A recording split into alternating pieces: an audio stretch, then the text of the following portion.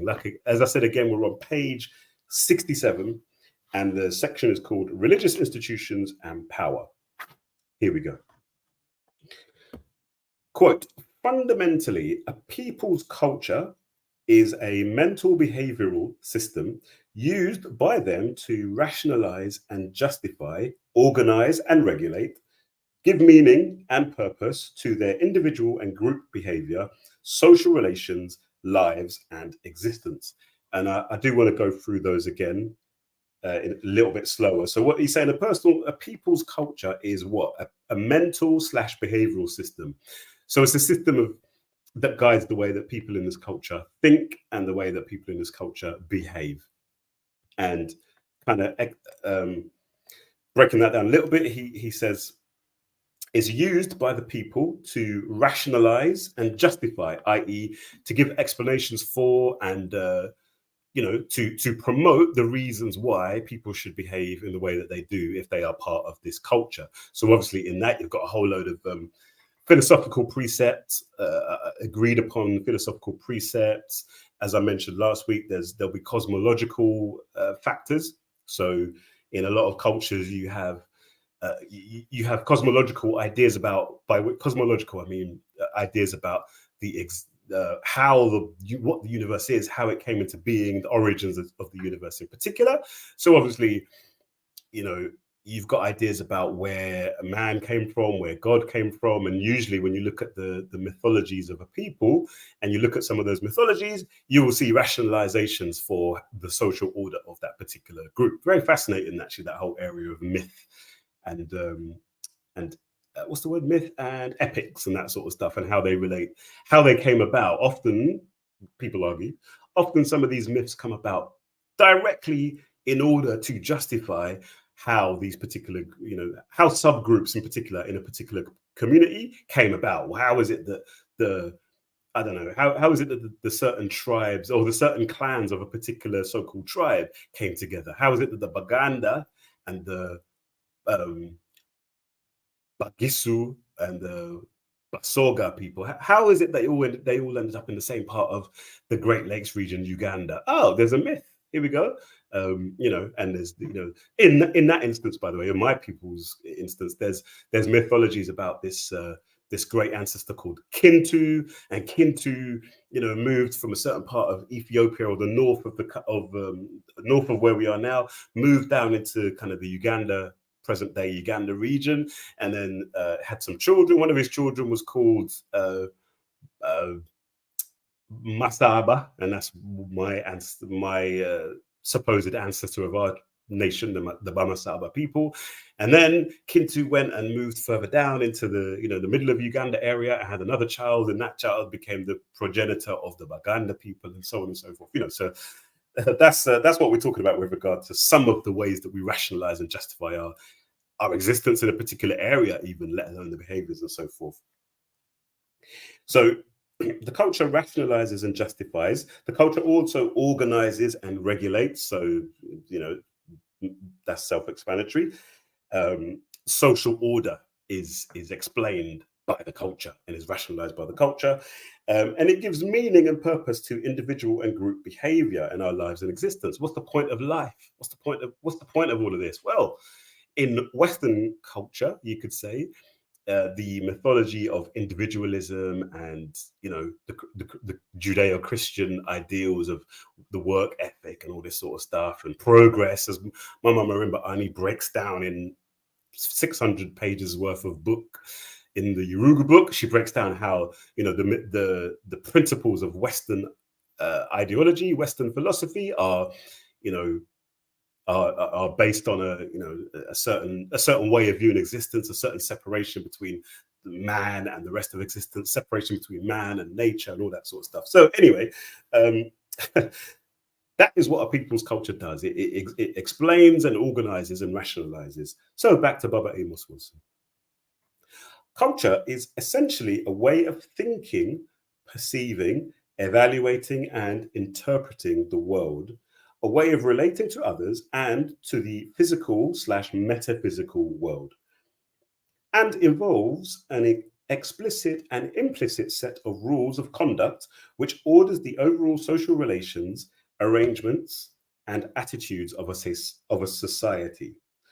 The power generated by such social relations, arrangements, alignments, and attitudes is utilized for maintaining and enhancing the well-being and integrity of the society, for procuring, processing, and producing the material and non-material products characteristic of the society, and for substantiating its abilities to defend and advance its interests in cooperation with or in opposition to other societies and groups. And when you hear this definition of what a culture is all about, then you clearly have to understand that what is commonly taken to be Black culture in various parts, especially of the diaspora, is not meeting those criteria, is it? It's not further basically what we take to be Black culture is not furthering Black people's needs. It's not enabling us or empowering us to acquire the things we need for our development and all this sort of stuff,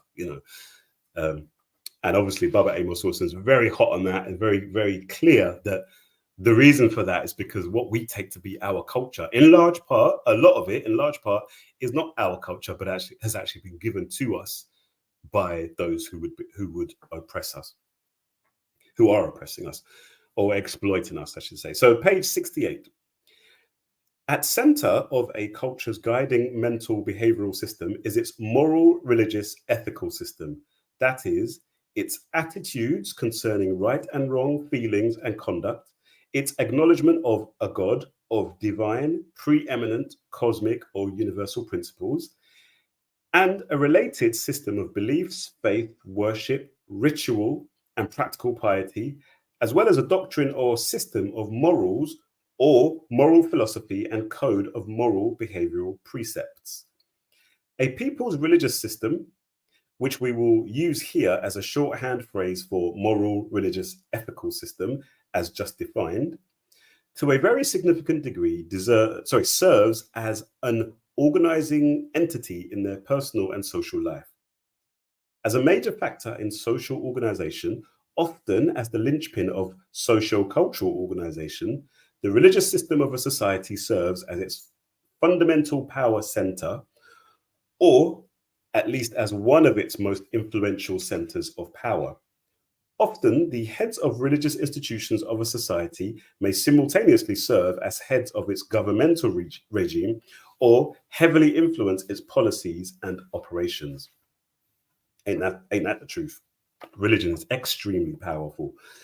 So now Baba Amos Wilson is going to go on to the institutional Black church, and basically what he's going to do in the next several pages, he's going to compare and contrast the Black church with the white church, and he's going to, unsurprisingly, he's going to demonstrate how the Black church serves to keep Black people mainly down, and how on the contrary, the white church in America serves to elevate and inculcate in white American particular people a spirit of war and aggression and conquest and this, that, and the other, and so on and so forth. So page 68, middle of page 68. The institutional Black church and the Black preachers are cultural icons in the African American community. Black preachers have led the African American community from slavery to the present. Rarely has a secular leadership establishment gained long-term and broadly effective influence in the African American community superior to that of the ministerial establishment. Black preachers have been consistently and almost exclusively supported by the Black community. This type of support has provided many of them with the power of relative independence. That is, it's provided many of these ministers with relative independence. The relative independence and the relatively open time schedule enjoyed by the ministerial profession have permitted them larger degrees of freedom and social latitude than is the case for would-be secular leaders who practice other professions or work at other jobs.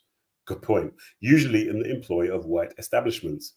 However, the foundation of Black ministerial power, influence, and leadership in the African American community is in largest part due to the custodial control of the key cultural institution, the institutional Black church.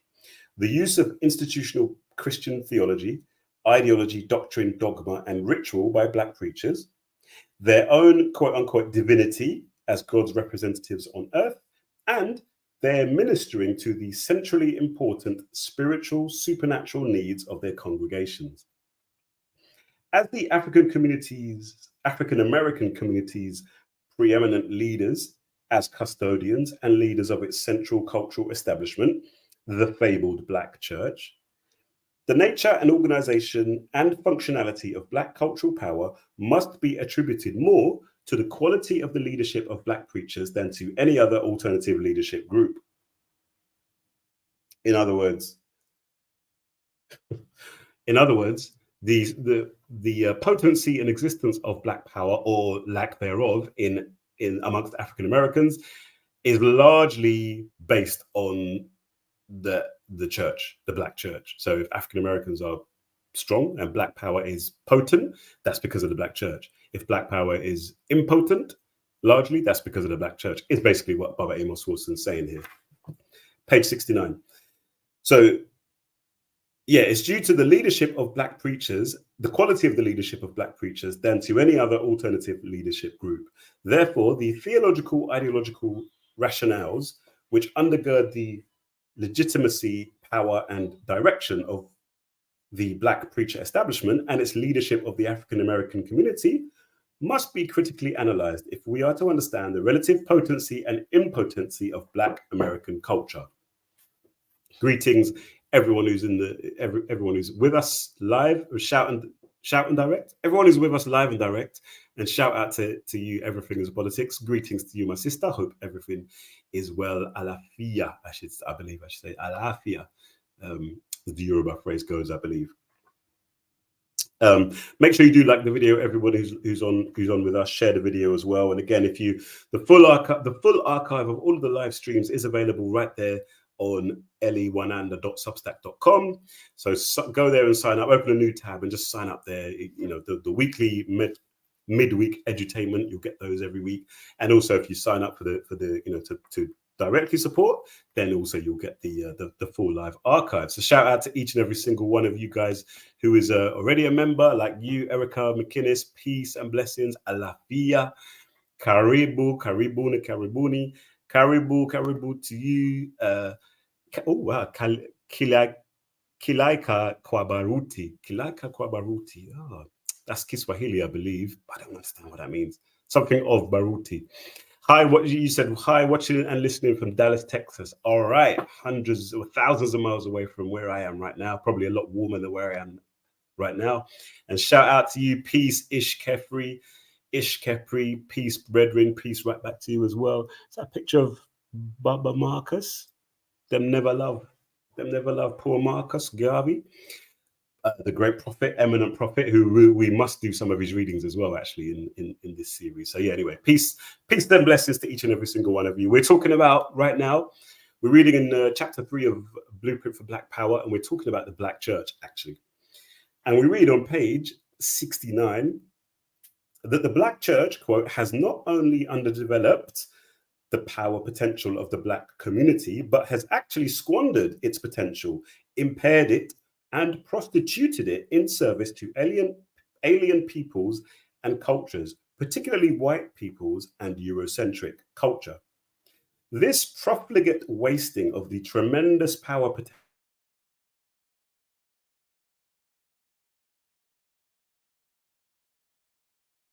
potential of the Black community, its feeble and misdirected, are not due to malicious intent on the part of Black preacher leadership establishment, nor is it due to a lack of courage or dim-wittedness of this group.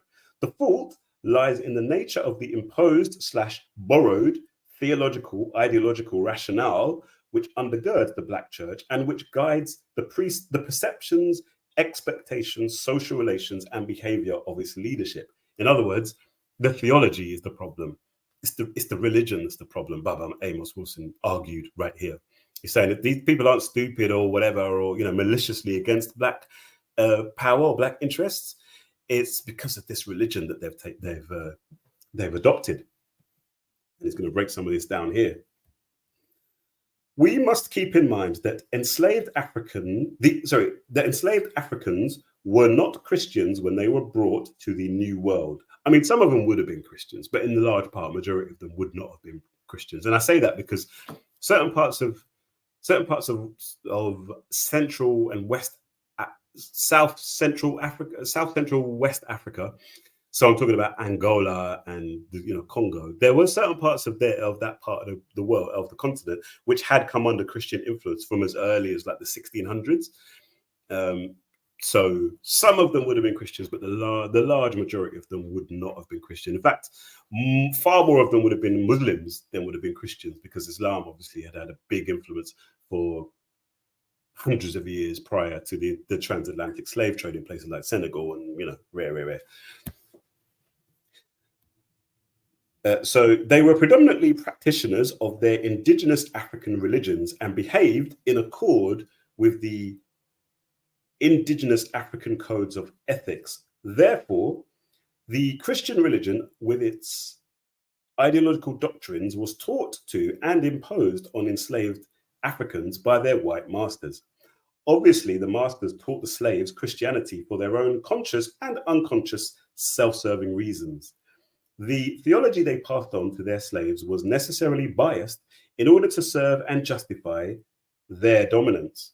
Therefore, in essential ways, the theology which undergirds the practice and outcome of white Christianity was distinctly different from that which undergirds Black Christianity, despite the apparent and superficial sameness of the two.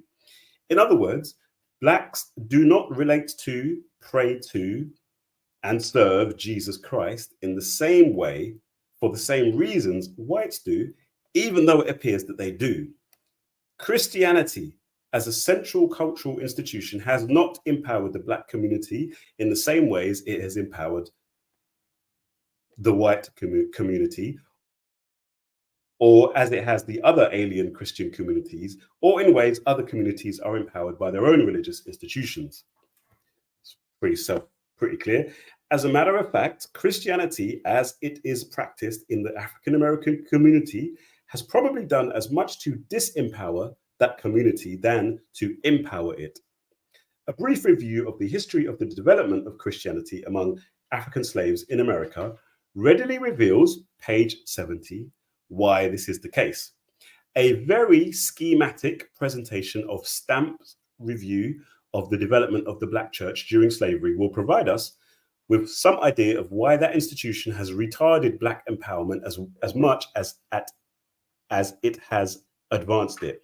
So this is quoting a few six sections here, quoting from a book called The Peculiar Institution, written by Kenneth Stamp. And we read these. First of all, number one, many masters considered Christian indoctrinations an effective method of keeping slaves docile and contented. Next point, when the first Africans were imported in the 17th century, some purchasers opposed converting them to Christianity lest baptism give them a claim to freedom. After the colonial legislatures provided that conversion would not have this effect, the opposition diminished. Thereafter, most masters encouraged Christian proselytization, Christian promotion, basically, among their bondsmen, and conversion proceeded rapidly. So that's a very important point, that initially some of these slave masters didn't want to get these people converted, our ancestors converted to Christianity, because they thought, oh, but then if they're converted, then they'll have to consider them to be brethren, and thus how can you enslave fellow brethren? And obviously their legal systems and so forth put pay to that problem, and so they just carried on and converting.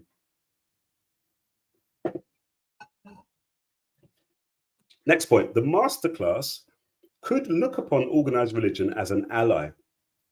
Church leaders now argued that the gospel, instead of becoming a means of creating trouble and strife, was really the best instrument to preserve peace and good conduct among the Negroes. This was a persuasive argument.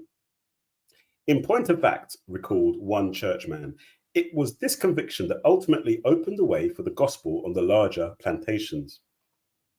Next point, through religious instruction, the bondsmen, i.e., the enslaved Africans, learned that slavery had divine sanction, that insolence was as much an offense against God as against the temporal master. Next point, it, i.e., Christian doctrine, taught the enslaved Africans, my paraphrase, quote, respect and obedience to their superiors made them more pleasant and profitable servants and aided the discipline of a plantation in a wonderful manner. And then the last point here, the masterclass understood, of course, that only a carefully censored version of Christianity could have the desired effect. Inappropriate biblical passages had to be deleted. Sermons that might be proper for free men were not necessarily proper for slaves.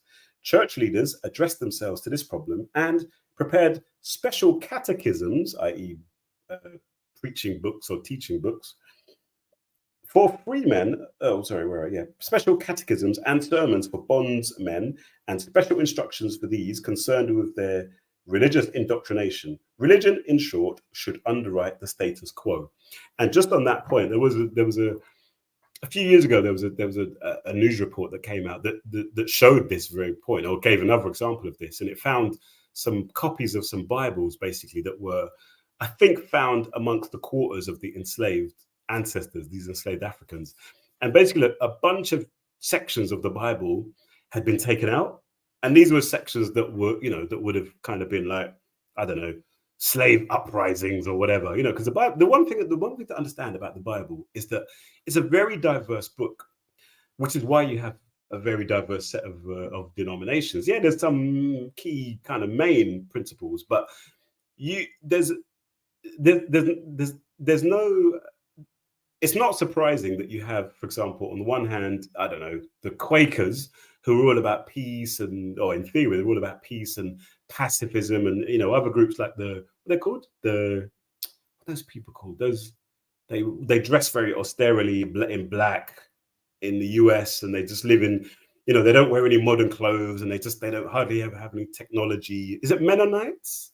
And some of those people who, very austere, very, very separatist, very purist, but then on the other hand, you've got, I don't know, some of these black Hebrew Israelites who are like preaching on street corners that God is going to kill and murder the babies of their enemies, and you've got other Christian sects, the Waco, what they're called, the David Koresh, this Adventist, Seventh-day Adventist sect who went off to the mountains, and there's no surprise that you have such diversity, because the Bible is very contradictory, and you have to decide which passages in the Bible or which trends in the Bible that you're going to go with. The Amish, thank you, Ishkefri, the Amish, the Mennonites, Anabaptists, very, very pacifistic. And then, of course, you've got your George W. Bushes, your Christian Zionists and so forth, who right now are happily celebrating and cheering along the bloodshed in the Levant right now. So you have to pick and choose. And obviously these what Baba Amos Wilson is getting at here is that the enslavers understood this, and so they carefully edited those parts of the Bible which they knew, if fell into the wrong hands, could cause problems. So and it's also for that diversity.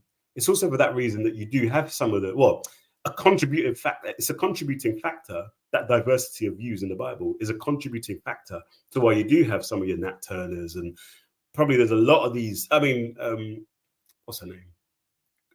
Queen Nzinga of the Bakongo and all these. She eventually became baptized, I believe. But that's one of the reasons why you do have some of these Africans who call themselves Christians, adhere to Christianity, but also, in some cases, were very, very militantly committed to African liberation, I would suggest. But anyway, back to Baba Amos Wilson. The ambivalent, that's the word, Christianity is kind of ambivalent. It's got mixed views and mixed ideas and mixed impacts. The ambivalent nature of the Christianity to which African slaves were converted, and to which large segments, if not the large majority of the African American community and its preacher leadership are committed to today is readily discernible. Page 71 now.